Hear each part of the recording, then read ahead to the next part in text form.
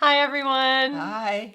We're glad that you could join us today and have a cup of tea with us and chat for a few minutes. We always enjoy spending a little time with you. It's been a busy week. As always, As yes. always, yes, has been a exceptionally busy week, it seems like. Running here, running there, and doing this and doing that. Yep. And Yeah, my youngest was moving to a new apartment this week, and Yes. so of course he was supposed to have help lined up, but Yeah. we got wrangled into helping, as is probably should be expected. Yes, that's part of a parent's duty, it seems like, when It's children move out. So yeah, just been stretching our muscles and going up and down flights of stairs this week. So yeah, but that's good exercise, I guess. Yes, and I think kids, they have to move a few times before they figure out what the best place for them is, Yeah. not 2 flights up. Right. Yes. Well, I'm just glad that he's still close by. So That's a I'm good thing. in Lawrence, which is nice. That's true. So Yeah. we've had rain showers off and on. Yeah, which has been such a pleasant It surprise is. for August. And it kind of makes it hard to get out to get the mowing done or anything else. Or So- collect the herbs that need to be collected Exactly. still, yes, which aren't very many, but there are still a few wild herbs few. that need to be collected that I've been trying to get out in between rains. So yeah, but I'm not going to complain about the rain, that's for sure. No, that's right. It's good to have it in July and August both. It is. So yeah, Very much so. But we without sent- the storms. Yeah, we sent out our newsletter this week. So if you aren't on our email newsletter list, please do sign up because we always have some fun things in our newsletter. We just send out one a month, and so that was something. It usually goes out at the beginning of the month. Yes. So you can usually expect to see it before, usually the Thursday before we open, but that didn't happen this week. No. And that's all right, Yes. Sometimes We things go with are- the flow. We do. You have to, right? It's Yes. life. And if you've been walking out in your gardens, if you don't get out there every day, once in a while we come out and we find surprises in our Ah, gardens. yes. Our surprise has been the surprise lilies. Which are always such a beautiful surprise, aren't they? They go by different names. The resurrection lily, naked ladies, the magic day lily, and we mainly call them surprise lilies, I think. The surprise lilies just pop up when you least expect them, and always in August, when nothing else a whole lot is blooming. Maybe a Right. few zinnias are blooming, but that's about it. And then these pale pink lilies come on and bloom, and they pop out of the ground. There's no leaves on them, so they're just a stalk. That's why we call them naked ladies, because they have no clothes on. Well, the leaves come out earlier in the spring. Yes, they are out, and then they die clear back. They do. They are such a strange plant, aren't they? And they're really old-fashioned. They are old-fashioned, and if you want to try to locate a bulb and buy it, it is very expensive Oh now. my goodness.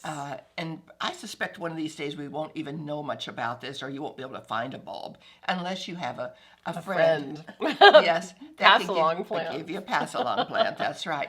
They can give you a bulb, and when you plant that bulb, you want to plant them about 10 inches apart because they grow quickly and make babies. So there'll be lots of you may have 3 or 4 in a patch, and then it won't be much longer. Then you'll have maybe 10 of them. Because this is what happens over the years as they establish their own little colony of pretty flowers. So, and I always think in August when I see the pale pink, I thought it seems more appropriate for springtime.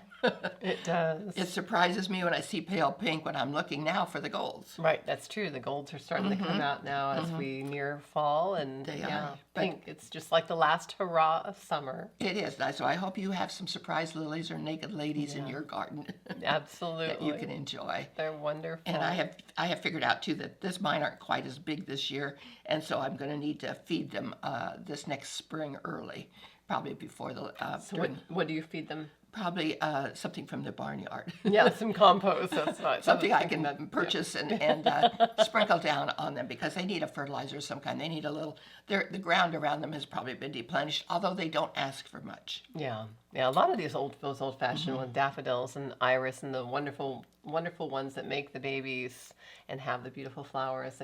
They're so hardy and they don't ask Yes. for much, which is nice. They're just wonderful standbys in the gardens. And some of you may be out in the woods and looking for mushrooms. Yeah, the And they- mushrooms.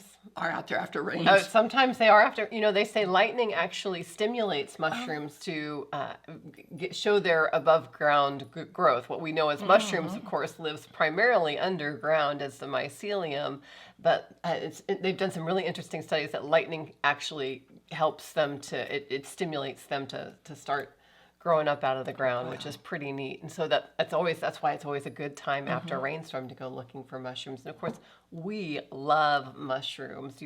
Of course, if you're out foraging, you want to be cautious.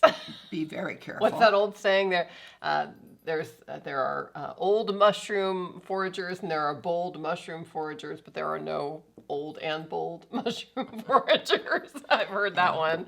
Just because some mushrooms, can fool you and be, they're poisonous. Exactly. Some are Poisonous, so you want to be careful. But we love keeping mushrooms in our kitchen as dried mushrooms. And many of you who have come into the shop before, you probably remember I taught a class called Magic Mushrooms, because I think all mushrooms are marvelous and magical and wonderful. And I love mushrooms. We love mushrooms. We cook with mushrooms all the time. And one of the easiest ways and most convenient ways is to keep a stock of dried mushrooms in the pantry. But dried mushrooms that are U.S. grown are actually hard to find, because most U.S. growers just grow for fresh sales, and the only ones that they dry generally are their overstock, what they aren't able to sell fresh. And so having a steady stream of dried mushrooms has become difficult for us to carry in the shop, and we are so excited because we have now sourced another really wonderful, high quality USA based grower that dries mushrooms, and so can supply us with a steady stream of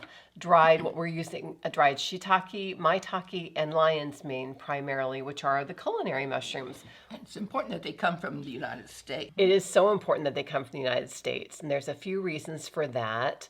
One reason is that mushrooms, like seaweed, will uptake whatever it is they're grown in. So, a lot of times if they're grown overseas, they could be grown maybe in contaminated ground, or when they're harvested, they might be put on contaminated ground, and then they'll soak it up. And so we really want to make sure that they never cross the border, and that they are grown responsibly, of course. In mycelium, that is something that we would not mind ingesting.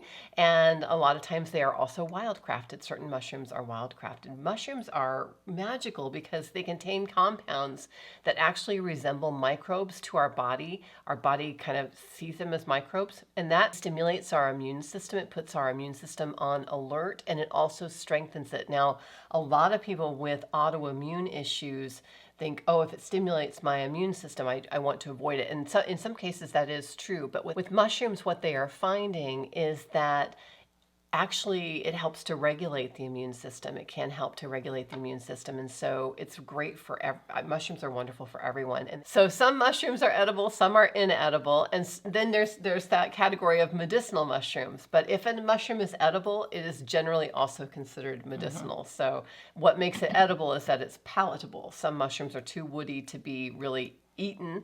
They need to be fixed in different ways. But the maitake, shiitake, and lion's mane are wonderful just to crumble up and put into food, but you want to make sure that you're cooking them really well first. I'm going to talk about that in a moment, but first I want to talk about the different types of mushrooms and why we love the shiitake, maitake, and lion's mane. Shiitake, you're probably the most familiar with shiitake of all of those because it's really commonly used in cooking. The Chinese name for shiitake actually means fragrant mushroom, and it's a wonderful, delicious mushroom to cook with. It's one of the most potent superfood medicines also that we have available to us. Extracts are used clinically in Japan and in China, right alongside conventional cancer treatments to help improve cancer outcomes. And it's been shown to be anti-tumor. It can help counteract hepatitis and block the spread of HIV and reduce the risk of colon cancer. And actually, shiitake contains a compound that's been linked with helping the body also remove cholesterol from the bloodstream. And there was one study that found that eating about 90 grams, which around 3 ounces of fresh shiitake every day, lowered cholesterol by 12% in 1 week. So that's pretty impressive study. And then they've also shown in studies that it can help to revitalize and relieve stress and overwork and exhaustion. And of course, because it's a mushroom, it helps to boost the immune system, as well as being an antiviral and a liver ally. So that's really, and that's a common mushroom. And maitake means dancing mushroom in Japan, and it is also been shown to have some anti-cancer benefits, especially cancers of the reproductive and digestive organs, and to reduce side effects from chemotherapy. And lion's mane is such a beautiful mushroom. If you ever see it growing out in the wild, it looks like a giant pom-pom, a big white pom-pom on the side of a tree. It's really hard to miss. And lion's mane is becoming more and more known for being a wonderful brain ally. It contains compounds that stimulate the cellular repair and regeneration of brain and nerve cells. And it's been shown to help improve anxiety, depression, and cognitive function. And so we love it for brain health and for nerve regeneration, and to help, of course, boost immunity because it's a mushroom. So know your source, though, of mushrooms, because they, again, will uptake anything. And if they do cross the border, a lot of times things that cross the border, even if they're labeled organic, can be irradiated or even sprayed with pest controls. And so you want to make sure generally that anything that you're ingesting doesn't cross the border, but mushrooms and seaweed especially. And it's really important. I know I talked about the study with the shiitake, and they said fresh shiitake mushrooms, but you never really want to eat mushrooms raw. If you think about a lobster and how hard a lobster shell is, a lobster shell is made of something called chitin, and every cell in the mushroom is actually covered with this chitin. And so it's really hard to get into the mushroom cells to get out the good medicinal properties that you want to be ingesting. And the way to do that is by cooking them low and slow for a longer period of time. The longer you cook a mushroom, the more digestible it's going to be, and the more you're going to get the benefits of its wonderful medicinal qualities.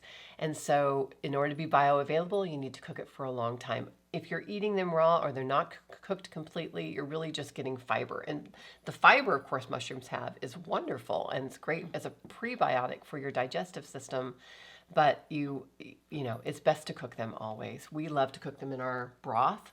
We make a wonderful bone broth and soups. I also will take a quart jar, and now that we have the culinary mushrooms back in, I just break all three of them up in a quart jar, and then I fill that quart jar with water, and then I let them soak, for a few hours to really absorb the water, and then I strain the water off. It's cold filtered water. Yeah, just cold filtered water, and then I keep that water, of course, and then I'll cook that water to maybe add to a coffee. It's like a mushroom coffee, but you want to make sure that you do cook that.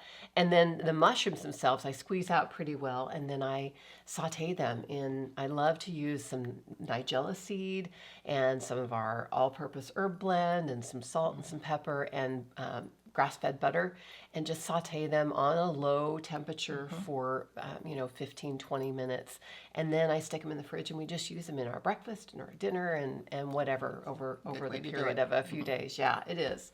It's a great way to eat mushrooms. So we are carrying those in the shop. We have them available, and come in and see. They're beautiful. They are, and we also have an instruction sheet if you want it. Yes. You can pick it up. Yeah, as always, we have our handy instruction sheets that have some good information, the things that we talked about here today, and how to prepare them on the bottom as well. So pop in when you get a chance. We are open this weekend, and yes. So yeah, the first 3 Fridays and Saturdays. Remember, we're only open 6 days a month, but we can also, if you're local, do porch pickup, or if you're at a distance, we're happy to ship as well. And all the information about those, or at least the prices and such, are always on our website in the herbs section. So good. So we hope you'll get out and enjoy a little bit of this nice weather now that it's cooled off just a wee bit. Although we still have humidity, but this is August. So humid. Lots of humidity, but it's August. And that'll change come fall. It'll start to get dry again. But enjoy your days each and every day. Find some beauty in it. Yeah. And hope you have some time to have some restful days. It's a good month to kick back if you're able to. Yes. And just enjoy the last hurrahs of summer. So have a wonderful week. And we'll see you next time. Good earth blessings to you.